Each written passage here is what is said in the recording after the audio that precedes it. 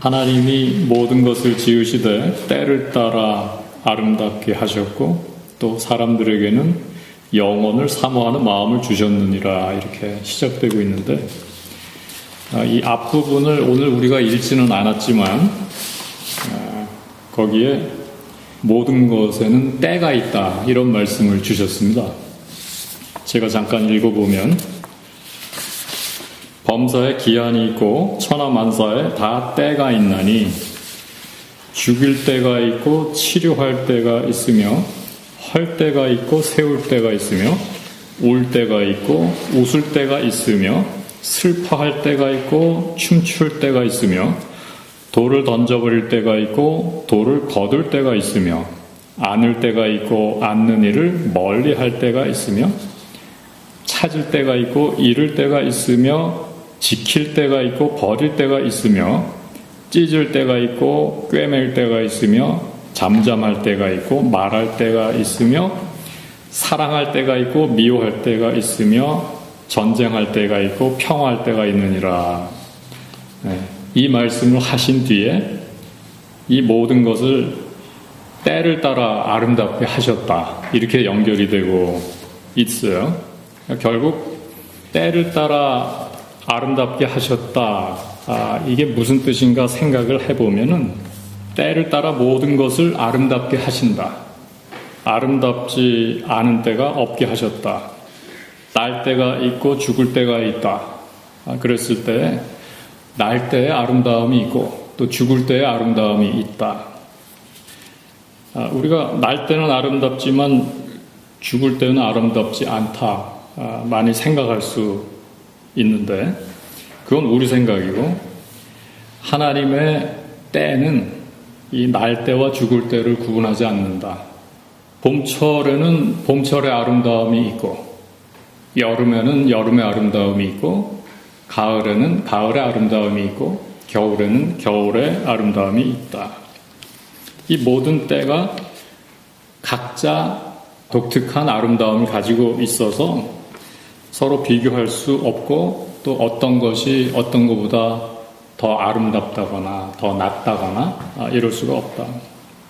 우리가 어린 아이일 때는 어린 아이일 때의 아름다움이 있는 것이고 청년 때에는 청년 때의 아름다움이 있는 것이고 노년 때에는 노년 때의 아름다움이 있겠죠. 우리 나이 드신 분들 아멘입니까? 아멘. 그런 것 같아요. 밝을 때에는 밝을 때의 아름다움이 있고 어두울 때는 어두울 때의 아름다움이 있지 않겠어요? 또 뭔가 일이 잘 풀릴 때는 잘 풀릴 때의 아름다움이 있고 뭐가 좀 이렇게 어려울 때에도 그때 나름의 아름다움이 또 있을 거예요. 우리가 잘 헤아리질 못해서 그렇죠. 그래서 때를 따라 이렇게 모두 아름답게 하셨으니까 우리가 이것을 깨닫는다면 우리가 늘 아름답게 살 수 있지 않을까 싶어요. 또 우리가 늘 아름답게 살자. 늘 가까이 사방에 베풀어 두신 이 아름다움을 알아보고 누리고 또 나누며 살았으면 좋겠다. 이런 생각이 듭니다.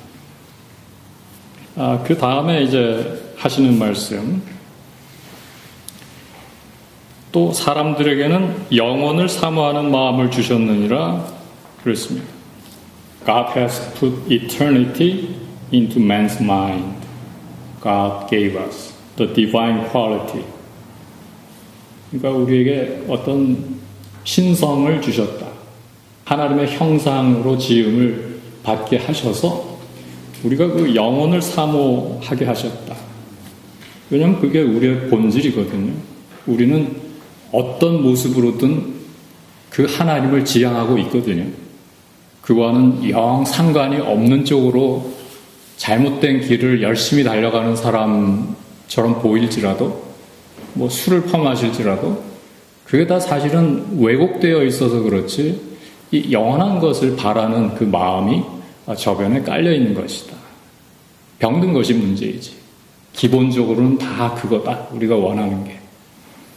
이런 말씀으로 이해할 수가 있고 동시에 어떤 학자들은 이것을 하나님께서 인간에게 수수께끼를 주셨다 이렇게 이해하기도 하더라고요. 왜냐하면 여기서 영원이라고 번역한 히브리어 올람이라는 말이 원래 숨긴다, conceal, hide 이런 뜻을 가진 동사에서 온 말이래요. 그래서 하나님이 모든 것을 지으시되 때를 따라 아름답게 하셨고 그 거룩한 형상으로 지으셨기에 어떤 모습으로든 그 영혼을 우리는 추구하고 있고 그럼에도 불구하고 사람들에게는 다 알 수 없는 부분이 있다. 하나님이 다 알려주시지는 않았다. 그러니까 우리가 아무리 노력해도 풀 수 없는 의문을 가진 존재다. 그게 그렇게 이상한 일이 아니고 또 그것 자체가 어떤 아름다움이다. 다 풀려고 하지 말아라. 그것을 받아들이라는 거죠. 그리고 덧붙여 말씀하시기를 그러나 하나님이 하시는 일의 시종을 사람으로 측량할 수 없게 하셨도다. 수수께끼하고 연결이 돼요. 우리가 아무리 길을 써도 풀 수 없게 하셨도다. 그게 정상이다. 하나님이 하신 일의 시종을 사람으로 측량할 수 없게 하셨도다. 근데 저는 이 부분을 읽으면서 참 다행이라고 생각했어요. 왜냐하면 인간이 그렇지 않아도 교만한데 이 하나님이 하신 일의 시종까지 다 알았더라면 얼마나 더 교만하고 얼마나 더 오만했겠어요. 얼마나 감사한 일인지 모르겠어요. 그리고 이런 걸 다 알았더라면 사는 게 그렇게 재미가 없었을 것이다. 이런 생각도 들어요. 왜냐하면 내가 어떤 영화를 보려고 그러는데 옆에서 누가 말이에요. 그 영화의 줄거리를 처음부터 마지막까지 다 얘기해 준대 봐. 그 영화 보는 거 재미있겠어요? 모르고 보니까 재미있는 거지. 그러니까 예상하지 못했던 반전이 나올 때도 그래서 깜짝 놀르고 흥미진진하고 손에 땀을 쥐면서 우리가 보는 거지. 그거 다 알고 봐봐요. 무슨 재미가 있겠나. 인생도 마찬가지다. 우리 인생이 시종을 다 알아버리면 이게 재미있겠냐. 무슨 재미로 살겠냐. 그래서 하나님이 다 알려주시지 않는다 이거예요. 마치 여기 선물이 있는데 딱 포장만 해가지고 우리한테 내미는 부모님처럼 그 크리스마스 날까지 기다려. 성탄트리 앞에다가 내려놔. 건들지 마. 이렇게 하는 부모님처럼 알려주지 않는 그 부분이 있음으로 하여 우리는 신나게 살아갈 수가 있다. 근데 영화를 다 보여주지는 않지만 그거 뭐죠? 영화 조금 보여주는 걸 뭐라 하더라? 응? 예고편. 예고편. 그러니까 예고편은 보여주시는 것 같아, 하나님이. 포장 딱 해가지고 그 안에 뭐가 들어있는지는 모르지만 아무튼 뭐가 있긴 있어요. 그러니까 우리가 하나님을 믿으면 그거는 보인다고요, 그게. 그러니까 기대를 하게 되고 나중에 저기에서 뭐가 나올려는 말이에요. 인생의 여러 굴곡과 모퉁이와 또 이 고갯마루를 넘어가면 또 어떤 신비한 일이 일어날지 기대하면서 우리가 이렇게 살아갈 수 있게 하셨다. 그래서 제가 감사기도 했다니까요. 하나님 이렇게 다 알려주시지 않으셔서 참 감사합니다. 살맛이 그래서 나는 것 같습니다. 그런 생각을 했어요. 그 다음 부분에는 이런 내용이 나옵니다. 하나님께서 행하시는 모든 것은 영원히 있을 것이라 그 위에 더할 수도 없고 그것에서 덜할 수도 없나니 하나님이 이같이 행하심은 사람들이 그의 앞에서 경외하게 하려 하심인 줄을 내가 알았도다. 그러니까 더할 수도 없고 덜할 수도 없는 이 하나님의 말씀하신 주권, 하나님의 통치. 그러니까 결국은 하나님이 하나님의 뜻대로 하시고 우리는 거기에 어떤 첨삭을 할 수 없는 존재다. 왜? 우리는 모든 걸 볼 수 있는 그런 하나님의 안목이 없잖아요. 최선의 것은 하나님이 일단 다 알고 계시고 우리는 그걸 모르는 상태에서 하나님이 도대체 왜 그렇게 하셔요? 이러는 것조차들도 그걸 몰라서 그러는 거지. 큰 그림을 못 봐서 그러는 거지. 하나님한테는 이미 모든 것을 꿰뚫어 보시는 이런 안목이 있단 말이에요. 그러니까 하나님께서 행하시는 것이 맞는 거예요. 그 위에 뭘 더할 수도 없고 거기서 뺄 수도 없어요. 이렇게 하심으로써 사람들이 그 앞에서 경외하도록 하셨다. 하나님의 하나님 되심을 알고 인정하고 받아들이고 하나님 두려운 줄을 알게 하신다. 이런 뜻이 담겨져 있습니다. 경외한다는 이 말은 두려워한다는 말이에요. 그러니까 사람이 뭔가 좀 두려운 것도 있어야 되거든요. 하나님이 얼마나 크신 하나님인지, 또한 얼마나 사랑이 많으신 하나님인지, 또한 동시에 얼마나 두려운 하나님인지를 알아야 우리가 잘못된 길로 가지 않는단 말이에요.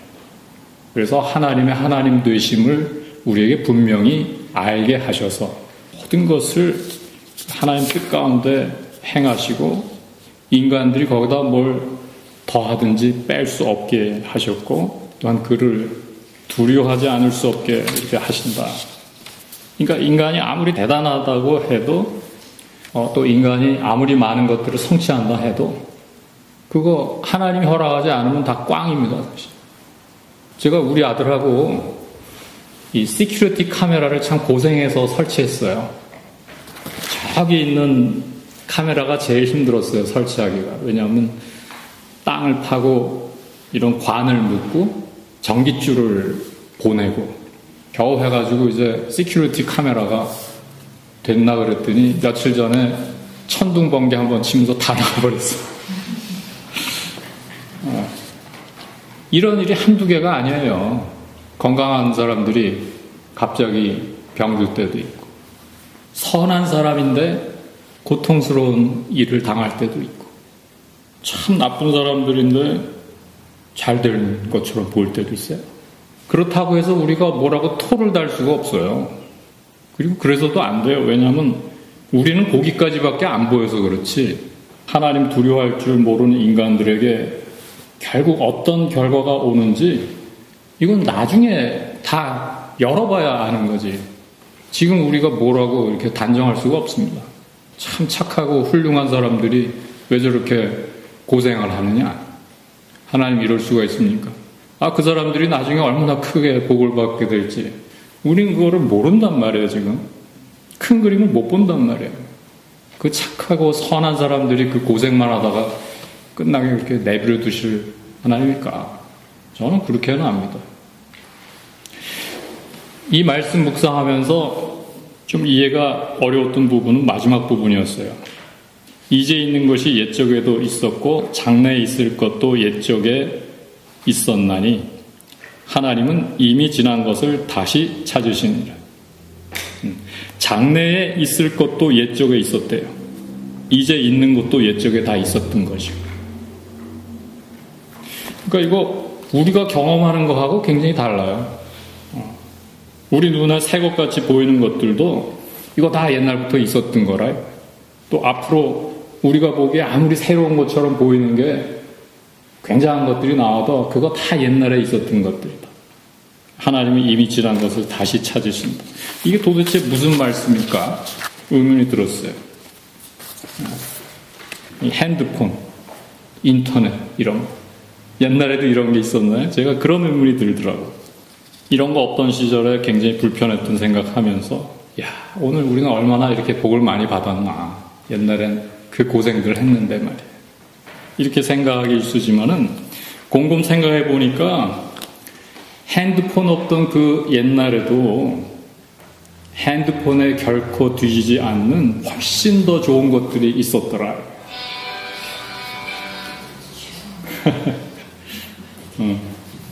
그 핸드폰이 이렇게